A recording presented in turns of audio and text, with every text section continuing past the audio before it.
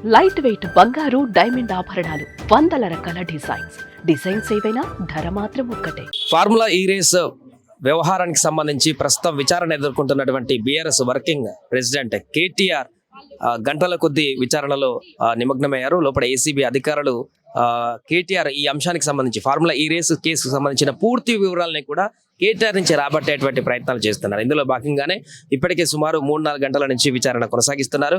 అదేవిధంగా పూర్తి స్థాయిలో ఒక న్యాయవాదిని కూడా కేటీఆర్తో పాటుగా విచారణలో అంటే దూరం నుంచి చూసేటువంటి విధంగా వెసులుబాటు కల్పించేటువంటి విధంగా ప్రత్యేకమైనటువంటి రూమ్ను కూడా ఏర్పాటు చేయడం జరిగింది.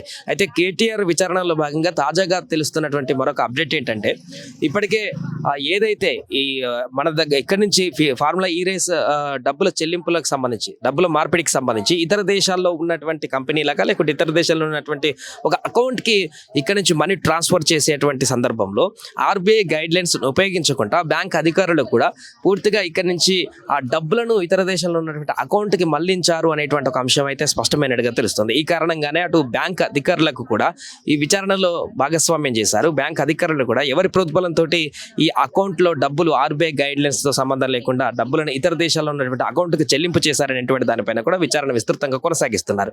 ఈ నేపథ్యంలోనే ఇప్పుడు గతంలో ఇంతకు నిన్న మొన్న చేసినటువంటి విచారణలో భాగంగా వచ్చినటువంటి అనేకమైనటువంటి ప్రశ్నలు లేదా కూడా అనేక రకమైనటువంటి ఆన్సర్స్ ఇతరుల దగ్గర నుంచి వచ్చినటువంటి సమాధానాలను బేరీజ్ వేసుకొని ఇప్పుడు కేటీఆర్ని ప్రశ్నించేటువంటి అవకాశం మనకు స్పష్టంగా కనిపిస్తుంది. ఈ నేపథ్యంలోనే ఇక్కడ చూడొచ్చు బీఆర్ఎస్ వర్కింగ్ ప్రెసిడెంట్ కేటీఆర్ లోపలికి వెళ్ళి చాలా సమయం అవుతుంది. సాయంత్రం 6 గంటల వరకు కూడా విచారణ కొనసాగేటువంటి అవకాశం ఉందంటూ కూడా చెప్తున్నారు.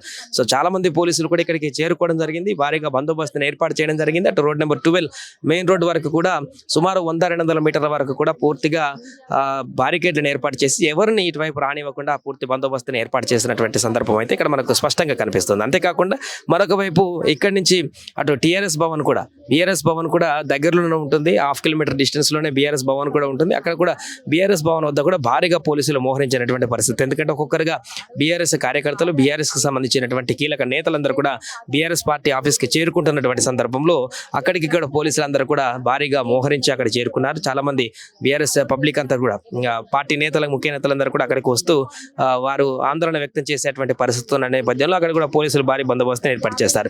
సో ప్రస్తుతానికైతే ఈ కేసుకు సంబంధించి విచారణ కొనసాగిస్తున్నటువంటి సందర్భంలో ఏసీబీ విచారణకు హాజరయ్యారు.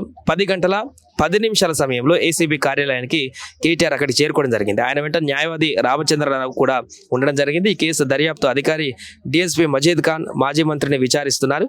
సో ఈ విచారణను జాయింట్ కలెక్టర్ రితిరాజు పర్యవేక్షిస్తున్నారు. సో ఈ విచారణను వేరే గది నుంచి చూసేందుకు కూడా కేటీఆర్ న్యాయవాదికి ఇప్పటికే ఏర్పాట్లు కూడా చేశారు. మనం ఇంతకుముందు చెప్పుకున్నట్టే న్యాయవాదికి వెసులుబాటు కల్పించారు, కానీ విచారణలో నేరుగా భాగస్వామికి అయ్యేందుకైతే వీలు కల్పించలేదు. దూరం నుంచి ఈ విచారణ జరుగుతున్నటువంటి తంతును చూసేందుకు ఆ కేటీఆర్ని పోలీసులు విచారిస్తున్నటువంటి తీరుని దూరం నుంచి గ్లాసులో చూసేటువంటి విధంగా వెసులుబాటును అయితే ఇచ్చారు.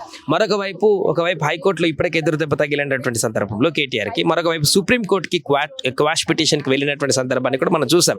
సో సుప్రీంకోర్టులో కూడా క్వాష్ పిటిషన్కి ఎదురుదెబ్బ తగిలింది. అక్కడ కూడా అత్యవసరమైనటువంటి విచారణను అడిగినటువంటి కేటీఆర్ పిటిషన్ని కూడా కొట్టివేస్తూ ఈ నెల 15న సుప్రీంకోర్టు విచారణను విచారిస్తామంటూ కూడా ఆ పిటిషన్ కూడా కొట్టివేయడం జరిగింది. సో ప్రస్తుతానికైతే ఇక్కడ విచారణ కొనసాగుతున్నటువంటి సందర్భాన్ని మనం చూస్తున్నాం. ఏసీబీ అధికారులు అవినీతి నిరోధక శాఖ రోడ్ నెంబర్ 12లో ఉన్నటువంటి హెడ్ ఆఫీస్ వద్ద అయితే ఈ యొక్క విచారణ కొనసాగుతున్నటువంటి సిచ్యువేషన్ చూస్తున్నాం.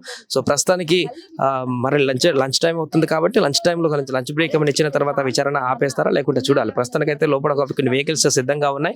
ఎవరైనా వచ్చేటువంటి అవకాశం ఉందా లేదా చూడాల్సిన అవసరం ఉంది. ఏదేమైనా కూడా మరొక వైపు విచారణ కొనసాగుతున్న సందర్భంలోనే అరెస్ట్ కూడా ఉంటుందనేటువంటి ఒక వార్త కూడా వైరల్ గా మారుతున్నటువంటి సందర్భం ఉంది. కేటీఆర్ విచారణ చేసి మరలా ఇంకో రోజు విచారణకు పిలుస్తారా, లేదంటే ఈ రోజు విచారణ పూర్తయిన తర్వాత యాజిటీస్ గా విచారణ తర్వాత కంప్లీట్ గా అలాగే లిఫ్ట్ చేసేటువంటి అవకాశం ఏమన్నా ఉందా అనేది మాత్రం చూడాల్సిన అవసరం ఉంది. సో సాయంత్రం 6 గంటల వరకు విచారణ కొనసాగుతుంది. ఆ తర్వాత కేటీఆర్ అరెస్ట్ చేసేటువంటి అవకాశం ఉందనేటువంటి సమాచారం కూడా వినపడుతున్నటువంటి సందర్భంలో ఏం జరుగుతుంది అనేది వేచి చూడాలి. సుమన్ టీవీలో మీ పర్సనల్ అండ్ బిజినెస్ ప్రమోషన్స్ కోసం కింది నెంబర్కి కాంటాక్ట్ చేయండి.